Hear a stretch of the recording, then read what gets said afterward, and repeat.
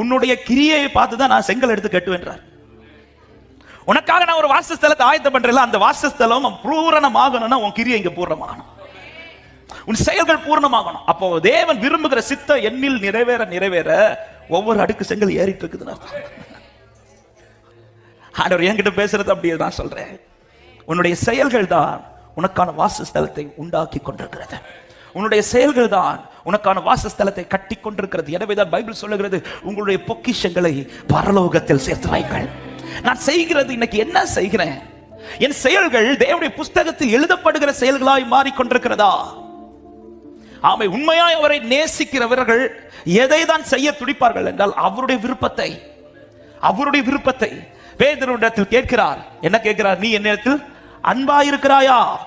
ஆமென், அன்பா இருக்கிறேன் என்று 3 முறையும் பேதுரு சொல்லும் போதும் பேதுரு கிட்ட ஆண்டவர் சொல்லுகிற வார்த்தை, நீ என்கிட்ட என்ன நேசிக்கிறல, என்ன விரும்புகிறல, நான் உனக்கு என்ன செய்யணும் அப்படி கேட்கல. நீ என்ன விரும்புகிறேனா என் விருப்பத்தை நீ செய்யணும்ன்றார். இப்ப நேசிக்கிறேன் சொல்லுகிறவன் இடத்தில் அவர் எதை தான் சொல்றார்? உன் விருப்பத்தை சொல்லுன்னு சொல்லல, மாறா என் விருப்பத்தை நீ நிறைவேற்றார். ஆமென். நீங்க பைபிளை பாத்தீங்கன்னா தெரியும், கர்த்தர் தேடி வந்து தெரிந்து கொண்ட அத்தனை பேர் வாழ்க்கையிலும் தேவன் தம்முடைய செயல்களை தான் செய்ய அவர்களை அழைத்திருப்பார். அவரிடத்தில் வந்தவர்கள் உண்டு சிலர், அப்படி வந்தவங்க எல்லாருமே சித்தம் செய்ய வரவில்லை, மாறாய் அவரிடத்தில் ஏதாவது பெற்றுக்கொள்ள வந்தார்கள். ஆனா நீங்க ஆதியாகமத்திலிருந்து படிச்சீங்கன்னா தெரியும், ஆண்டவர் வந்து யாரெல்லாம் தெரிந்து கொள்றாரோ, ஆபிரகாமா இருக்கட்டும், நோவாவா இருக்கட்டும், மோசையா இருக்கட்டும், ஆமென், புதிய ஏற்பாட்டில் பேதுரு சீஷர்களா இருக்கட்டும், சவுலாய் பவுலா இருக்கட்டும், யாரா இருக்கட்டும், அவர் வந்து ஒருத்தனை செலக்ட் பண்றாருன்னா அவன் வாழ்க்கையில அவன் விரும்புவதை செய்வதை அல்ல, அவர் விருப்பத்தை நிறைவேற்றுவதை தான் கர்த்தர் எதிர்பார்க்கிறார். எனவேதான் சீஷர்கள்ட்ட யோவான் 15:16 சொல்லுங்க, நீங்கள் என்னை தெரிந்து கொள்ளவில்லை, நான் உங்களை தெரிந்து கொண்டேன். எத்தனை பேர் இந்த காலை நேரத்தில் தைரியமாய் சொல்ல முடியும், நான் அல்ல அவரை தெரிந்து கொண்டது, அவர் தான் என்னை தெரிந்து கொண்டிருக்கிறார் என்று சொல்லுகிறவர்கள் சத்தமாய் ஆமென் சொல்லுங்க பார்க்கலாம். ஆமென். அவர் புஸ்தகத்துல நான் செய்யறது எழுத பண்ணோம்.